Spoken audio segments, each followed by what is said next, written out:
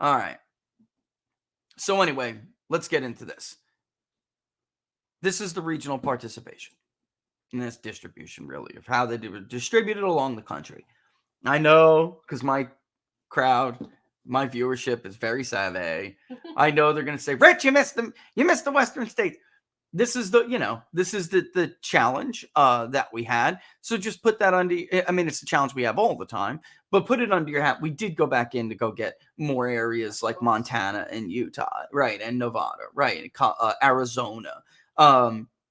But this is, of course, you're going to have those urban metro areas rack up, and I think a lot of these panels are having the problems. I'm not going to tell them what to do. I'm just not anymore. I'm done. I prefer to be right while they look foolish. Okay. But the fact is, they're allowing those metro areas to fill up their quotas. That's what they're doing. I'm not going to tell them how to fix that, but you can't do that. You have to sit back and say, is this an accurate representation of the voters of Texas? Is it, or not even the South? Is this an accurate representation of the Midwest? You can tell clearly here that our dip for Biden in the Northeast is real. The Northeast was well represented in this poll. Mm-hmm. In the raw, actually, it was a few points more than it should be. We have argued correctly, thank you for the census, we have argued correctly that the Northeast is declining in population. It is losing it to the South and parts of the Western states. The Midwest is also not the more populous area it once was, but it's at least arrested its declining trend, or at least to some degree. The Northeast has not. The Northeast is probably going to fall somewhere between 16 and 17% of the vote at this point. The only reason why they continue to be in that 18-19 level is because places like New Hampshire, and they're even small states, but their turnout rates are so damn high. They vote. Minnesota, turnout rates are enormous. They vote. So they help the Midwest, But as you see larger turnouts in states like Florida and Texas, you're going to see that where these people are primarily losing their population to, by the way. Florida, Texas, North Carolina. As you see those turnout rates increase, you're going to see the Northeast decline as a share of the voting population. So in any event, this month, it didn't really help Democrats, and it did not help Joe Biden much at all, because the Northeast has soured on both. You will still see it as the most liberal region of the country, but generally speaking, it is soured on both. The West, the Midwest, the South, they have been trending toward disapproval, and they have been trending towards the Republicans on the generic ballot. It is the decline among support for Democrats and Joe Biden in the Northeast that has really caused some damage. So when I see civics or whoever, polling New Jersey, and they have Biden underwater in New Jersey by a few points, I believe it. Because our New Jersey, we got quite a bit in Jersey, and it was not good for Joe Biden. And it came disproportionately from metro areas of New Jersey. It didn't come from rural areas. Morristown, didn't even, it came from metro areas. All right. What else about the nuts and bolts of this survey? All right. Yeah. So for those who are on locals, you have the, I thought I had it up here, but I guess I didn't. Give me a second. Let me change it. For those on locals, again, sign up, People's Pundit, locals.com, Rumble users, right up there. There's the locals button. You have this, but I'm going to read a few things for everybody else who was watching. We really would look, I'm in love with MarketSite because of their data analytics capabilities, their ability to make sure you take human error out of the equation when we do weights and so many other things when it comes to data cleaning and validation, and then weighting. Just nobody we've seen has done it better or have the capabilities that they have. That being said, locals, I'm not a fan of the dashboards. I want something that's a little bit more human readable. Like, you can click, after I give you the crosstabs, you can click on the link to the crosstabs. I want something that showcases and also is allowed to have like better text abilities. Like if I want to write something in there that I think is pertinent, particularly like methodology, at least something about methodology should be able to be in the public view of the crosstabs, but you can't see it unless you're looking at it from our end. And that stinks. Like everybody who visits the public version of those crosstabs should see.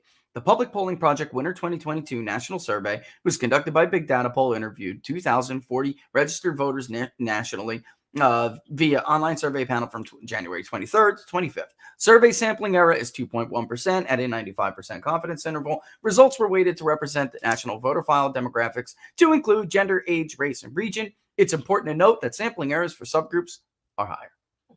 All right. So, I mean, we see it because we're putting it in the descriptive, but it just doesn't show publicly. And so I have to create what I gave to like locals manually.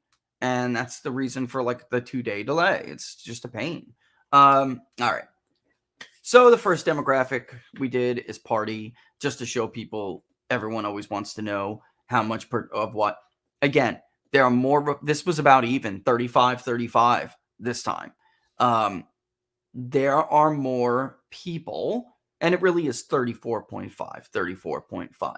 Independents were 27.8. Something else was 3.2. Third-party voters make up 3.2 of the sample. There were more people who self-identified as Republicans this month. And I told you in fall that trend was, we saw that. Mm-hmm. Actually, we saw it all the way going back to Virginia.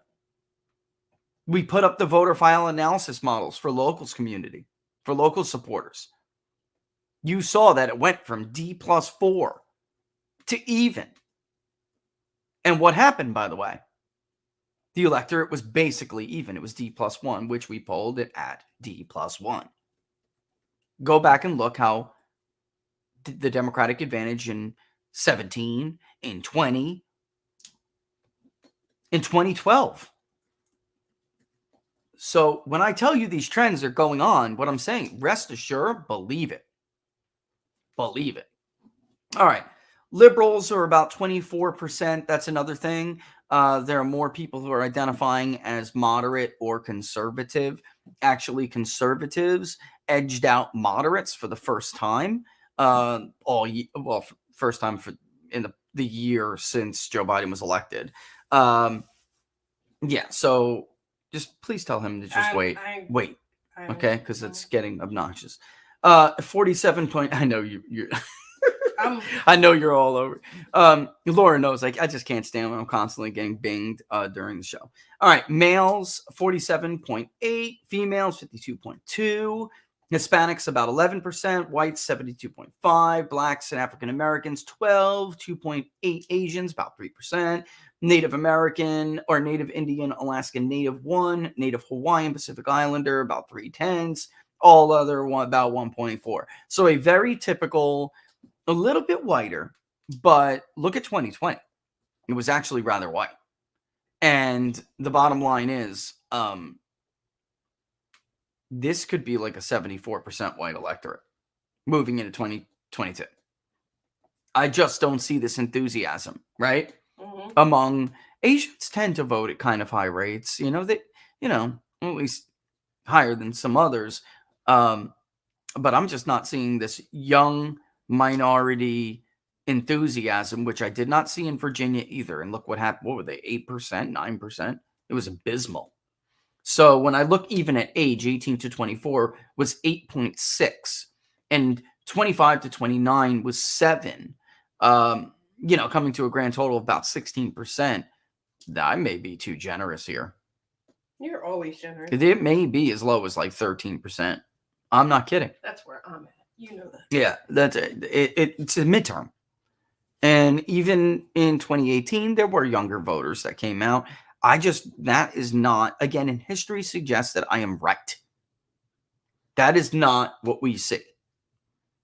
They are so much more likely to say they're not going to vote So wait until the screen. We did have a registered and a likely voter screen this month, but we weren't particularly strict. We wanted a registered voter. Likely voter, I think we'll kind of show you next week what it would be if, like, it was likely voters. Protestants 44.8, Catholics 22.8. Catholics, they're gonna vote. They're gonna vote, and so do Protestants, which is bad for the Democratic Party. Jewish voters 2.1, which tend to be liberal. Muslim 1.2, another religion 8.5, no religion 20.6. That nuns, man, they're more swingy than no religion nuns, no religion. They are looking swingier than they have been in recent years.